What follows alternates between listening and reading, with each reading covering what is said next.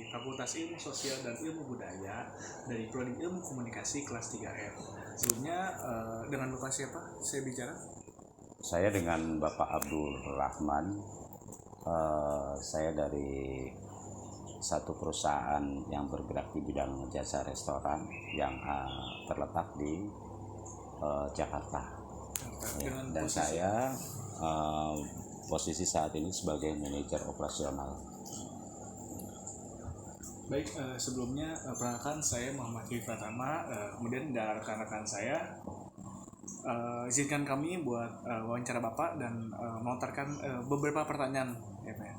Yang pertama, apa sih struktur organisasi yang digunakan di perusahaan Bapak? Apakah hierarkis, flat, berbasis tim, atau kombinasi? Kalau struktur organisasi yang digunakan pada saat ini di perusahaan yang saya bekerja itu berbasisnya dalam tim. Sistem teamwork Ya, teamwork.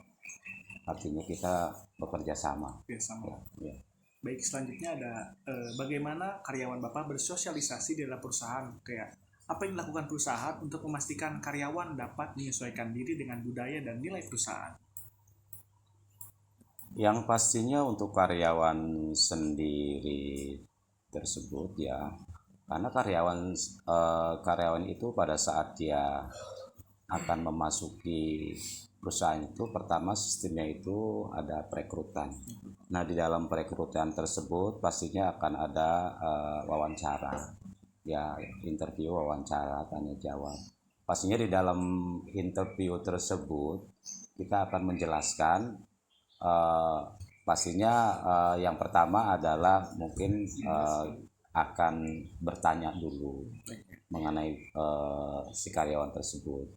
Kemudian kita juga akan menerangkan SOP-nya, ya, SOP di perusahaan yang saya bekerja tersebut.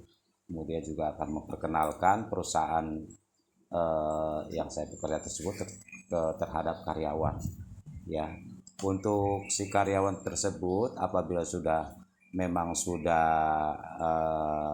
interview, sudah wawancara, dirasa memang masuk kualifikasi, baru kita akan rekrut.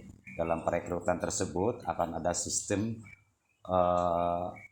percobaan dulu. Training. Artinya percobaan training dalam masa biasanya 3 bulan.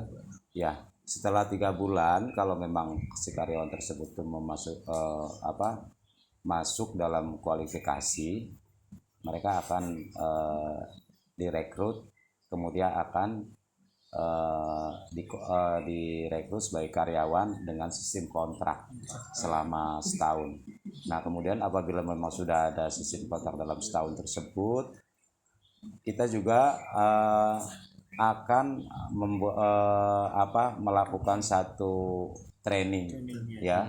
Training artinya training itu pasti si karyawan tersebut harus mengikuti SOP yang ada di perusahaan saya tersebut, ya. Kemudian juga untuk pendekatan kepada karyawan, yaitu pertama kita juga harus sebagai atasan itu juga harus memberikan contoh yang baik kepada karyawan, ya. Kemudian untuk karyawan tersebut juga harus mengikuti apa yang diterapkan oleh perusahaan, ya, mana yang boleh dikerjakan, mana yang tidak boleh dikerjakan, ya. Kemudian untuk prospek kedepannya, setelah dalam satu kontrak 1 tahun itu kita juga akan ada penilaian, artinya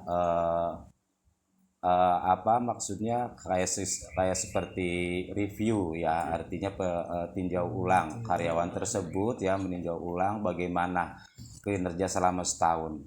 Dalam setahun itu apabila memang dia itu memang kerjanya bagus, disiplin, kemudian contohnya tidak pernah terlambat gitu kan, absensi, itu juga kita ada penilaian prospek untuk peningkatan kinerja, ya, untuk peningkatan kinerja. Tapi sebaliknya, apabila karyawan itu memang dalam setahun itu banyak melakukan kesalahan, tidak masuk dalam kualifikasi, pastinya juga kita ada sistem pemutusan hubungan kerja, gitu, ya, seperti itu. Oh. Baik, selanjutnya bagaimana keputusan yang dibuat dalam perusahaan? Seperti siapa saja yang terlibat dalam pengambilan keputusan? Kalau untuk keputusan sendiri itu di dalam perusahaan, kalau di dalam operasional itu pastinya akan diputuskan oleh manajer operasional sendiri seperti saya gitu ya. Tapi itu juga kita juga tidak langsung ngambil keputusan pada saat itu juga. Ini juga misalnya dalam operasional ada satu keputusan, misalnya harus memutuskan misalnya untuk eh, untuk apa? Untuk peningkatan pelayanan, misalnya untuk memutuskan misalnya ada karyawan yang memang berbuat salah, itu manajer bisa memutuskan saat itu juga. Tapi untuk last terakhirnya itu akan dibawa ke ranah ke meja HRD ya, HRD nanti di situ keputusan terakhirnya ada di situ. Jadi pada saat sedang operasional, manajer dan GM itu yang memutuskan di situ. Ya kita manajer dengan GM itu akan berkoordinasi, dan itu juga tidak diputuskan dalam saat itu juga. Kita akan cari tahu dulu masalahnya di mana, kesalahannya apa, baru kita akan memutuskan. Iya, seperti itu. Baik untuk karyawan maupun untuk masalah operasional yang lain juga akan seperti itu. Ada koordinasi antara manajer dengan GM. Selanjutnya, bagaimana perusahaan Bapak menangani konflik? Seperti langkah-langkah apa saja yang digunakan untuk menyelesaikan konflik tersebut? Kalau mengenai konflik sendiri ya, pasti konflik di dalam perusahaan yang saya bekerja itu ada berbagai macam konflik ya. Pertama, konflik kita mengenai intern karyawan ya. Biasa karyawan kan banyak sekali yang karena masing-masing karyawan itu pasti akan ada karakternya yang berbeda, ya kan?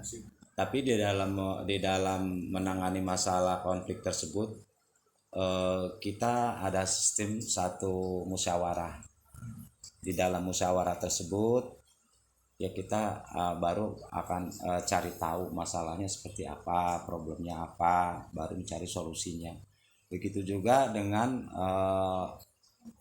customer dengan tamu-tamu juga, apabila ada problem pastinya kita akan mendengarkan misalnya masalah dari tamu tersebut, kemudian baru kita bisa ambil langkah, ambil keputusan seperti apa gitu.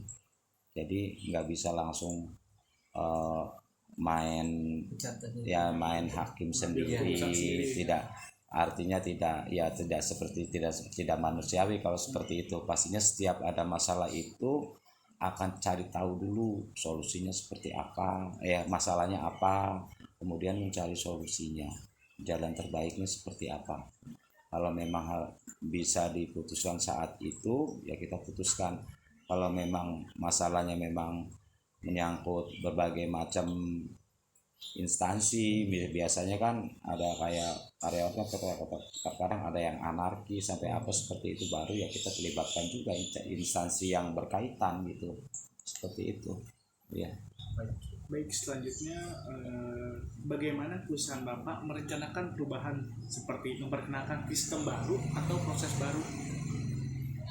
Untuk apa masalahnya tadi, apa pertanyaannya? Bagaimana perusahaan Bapak merencanakan perubahan baru seperti memperkenalkan sistem baru atau proses baru, dan seperti bagaimana perusahaan Bapak menangani perubahan yang tidak terduga? Kalau mengenai perubahan sistem yang baru, pastinya kita akan melihat, menilai, mempelajari, ya kan? Dan semuanya itu kan sistem-sistem yang baru itu, kalau memang kita tidak melihat atau mempelajari, pastinya tidak akan tahu. Pastinya kita akan mempelajari dulu ya, mempelajari hal-hal yang baru itu apa sih di dunia luar, apa sih yang misalnya yang sedang tren saat ini, apa sih yang dunia internasional misalnya yang tren saat ini. Pasti kita akan harus mendekati hal tersebut, harus beradaptasi. Kalau enggak kita akan ketinggalan sistem, pasti akan mengikuti perkembangan tersebut. Kemudian bukan berarti kita hanya istilahnya asal menjiplak atau mencontek, pasti kan enggak. Pastinya setiap ada perubahan dari tahun ke tahun tuh pasti ada perubahan sistem untuk peningkatan gitu ya, baik peningkatan di dalam sistem manajemen sendiri, baik ada peningkatan di dalam operasional, baik peningkatan untuk karyawan, itu pastinya ada gitu. Baik, selanjutnya bagaimana pemimpin di perusahaan Bapak memotivasi dan membimbing karyawan? Kalau untuk memimpin dan memotivasi karyawan itu seperti yang tadi saya bilang tersebut, pertama kita harus sebagai atasan itu harus mempersiapkan diri dulu, harus memberikan contoh yang baik ya, pendekatan kepada karyawan, memotivasi karyawan itu agar supaya karyawan itu disiplin, kerja lebih rajin, kemudian dia tuh ada prospek untuk peningkatan perusahaan juga, untuk kemajuan perusahaan juga. Jadi biasanya karyawan tersebut kita biasanya ada sistem briefing atau sistem artinya meeting gitu ya. Kemudian di situ baru kita akan ada tanya jawab kepada karyawan, misalnya seperti itu, pendekatannya seperti itu. Kemudian untuk lebih supaya karyawan lebih kerjanya supaya lebih disiplin, lebih rajin lagi, biasanya di dalam perusahaan saya itu pastinya ada sistem bonus insentif untuk karyawan tersebut ya setiap tahunnya.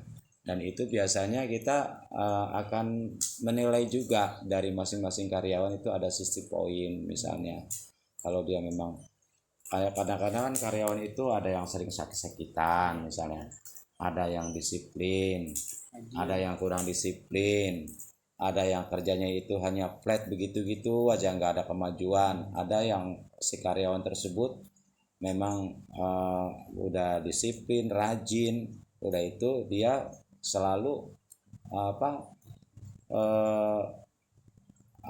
berani untuk mengambil tantangan gitu. Nah itu karyawan-karyawan yang seperti itu tuh yang pastinya akan ada bonus insentifnya itu lebih tinggi.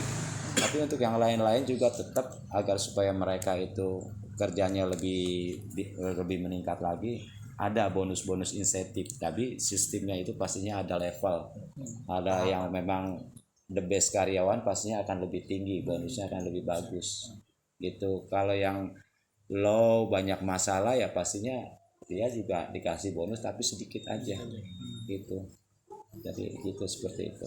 Yang terakhir nih Pak, bagaimana perusahaan Bapak memanfaatkan teknologi untuk meningkatkan operasional, kayak beradaptasi dengan teknologi baru? Ya pastinya harus mengikuti teknologi baru ya, kalau enggak kita bagaimana untuk peningkatan kedepannya kalau kita enggak mengikuti teknologi baru ya.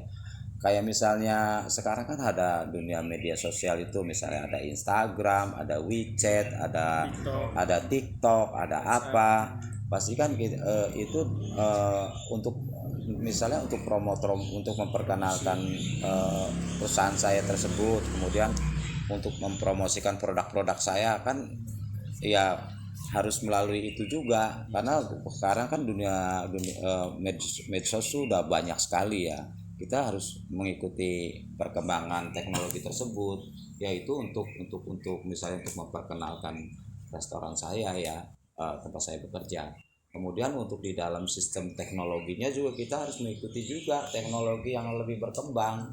Contohnya di dalam operasional di dalam restoran saya tersebut ya harus mengikuti, misalnya kayak karena sekarang sistemnya itu misalnya kita kayak mesen taking order, kita kan sekarang kalau dulu kan pakainya misalnya tulis apa gitu, sekarang kita sudah pakai teknologi kayak gini juga, pakai misalnya pakai screen gitu, pakai touch seperti itu.